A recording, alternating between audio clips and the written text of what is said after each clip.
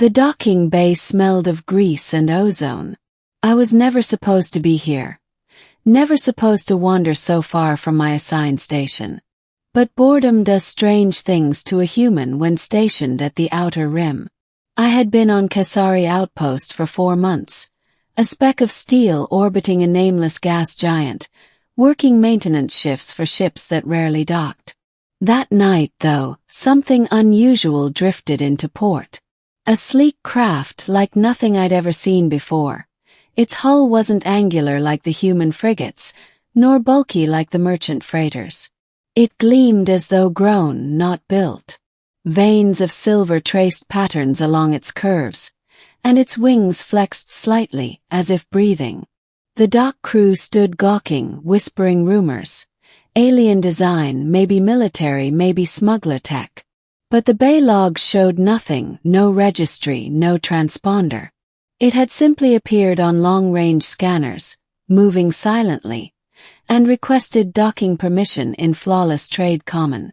I should have left it to the officers.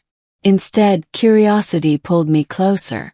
When the others dispersed, I lingered, pretending to check conduits near the docking clamps. My eyes kept darting back to the ship, to the faint pulsing glow along its seams, like veins carrying light instead of blood. Then a hatch hissed open. A ramp extended with fluid motion, and from the darkness emerged a figure. She was tall, lithe, wrapped in a flight suit that shimmered faintly like liquid metal. Her skin was pale lavender, her hair black with a faint cobalt sheen, braided back tightly. But it was her eyes that froze me, golden irises that glowed faintly like twin suns.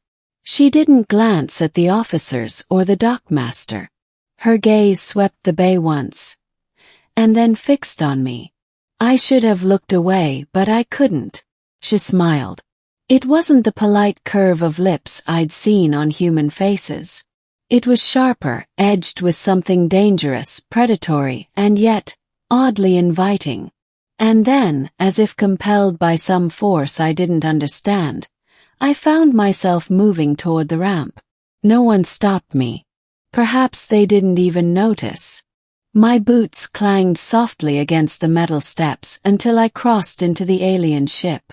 The hatch sealed behind me with a hiss. "Welcome aboard, human," she said, her voice melodic yet carrying weight like distant thunder. "You've entered without permission." I froze, heart pounding. I didn't mean to.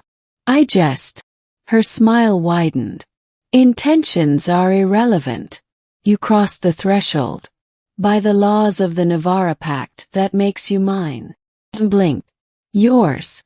What does that mean?" Her golden eyes glittered. "Exactly what it sounds like. The living ship." The interior pulsed with faint light, as though the walls were alive. Patterns shifted across the surface like ripples in water. The corridors weren't straight lines but curved, organic, almost like arteries inside a colossal being. She walked ahead gracefully, never once checking if I followed. But something in the air, a subtle hum, a pull, kept me at her heels. "My name," she said without turning, "is Cyril." "I'm Daniel," I managed. She stopped abruptly, her braids swinging as she half-turned. "Daniel," she repeated, tasting the word.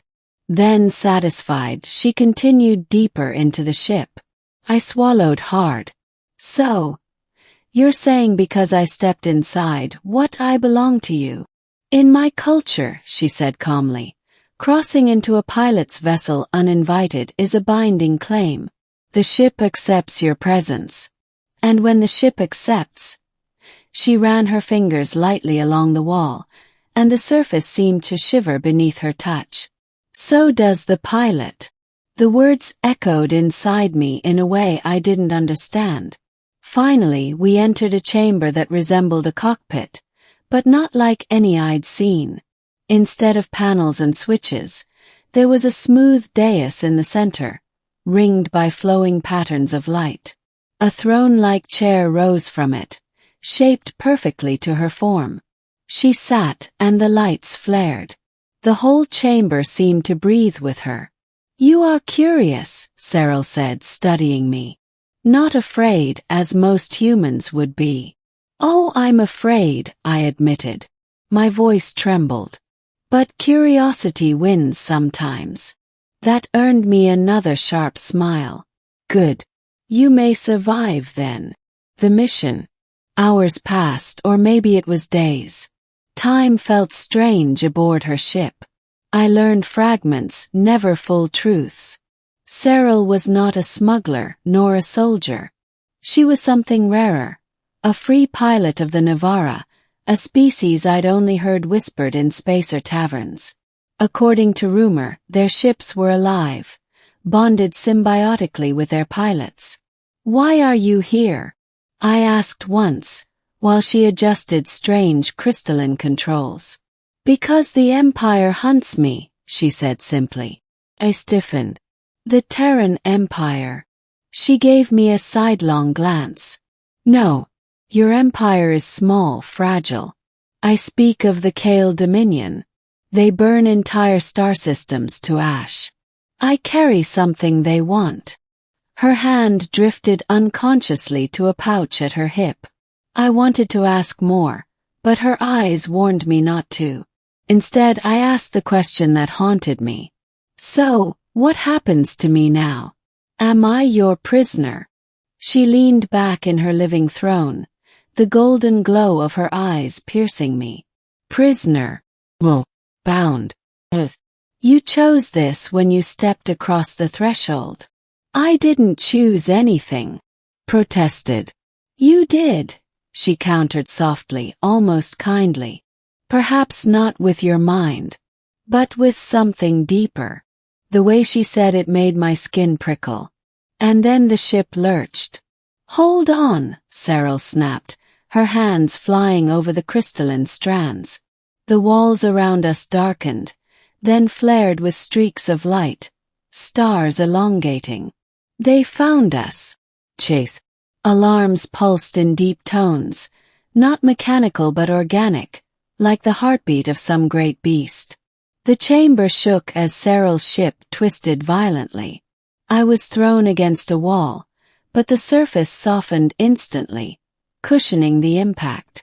On the display before us, shadowy shapes emerged, angular warships bristling with spines. "A Dominion." "They won't stop," Cyril muttered, eyes glowing brighter as she merged with her vessel. The chair seemed to drink her energy, veins of light crawling from her skin into the ship itself. "Can't we outrun them?" "Yes." Her smile was grim. "We'll try." What followed defied logic. The ship moved like a predator in water, rolling, weaving, accelerating beyond what human vessels could withstand. My stomach lurched, but the ship cradled me, dampening the worst of it. Still, the enemy pursued relentlessly, firing lances of emerald plasma. Each shot grazed us sent shockwaves through the living walls, making the ship groan in pain. "They'll tear us apart," shouted. "Not if you help me," Cyril said sharply. "Me? I don't know how to fly this thing." "You don't need to. The ship has already accepted you. Put your hands on the wall there." I hesitated. "Now," she barked. I obeyed, pressing my palms to the pulsing surface. Instantly, a jolt of warmth surged up my arms, into my chest, my mind. Images flooded me. Stars, trajectories, the enemy ships like glowing beasts in the dark. I could feel their positions as if they were part of my own body. What is this?" Gasp. "The bond," Cyril said through gritted teeth. Sweat beaded on her brow as she fought to maneuver. "You and I, we share the ship now." I felt her presence in my mind. Calm, focused, yet burning with intensity. Our thoughts overlapped for a heartbeat, and then we moved as one.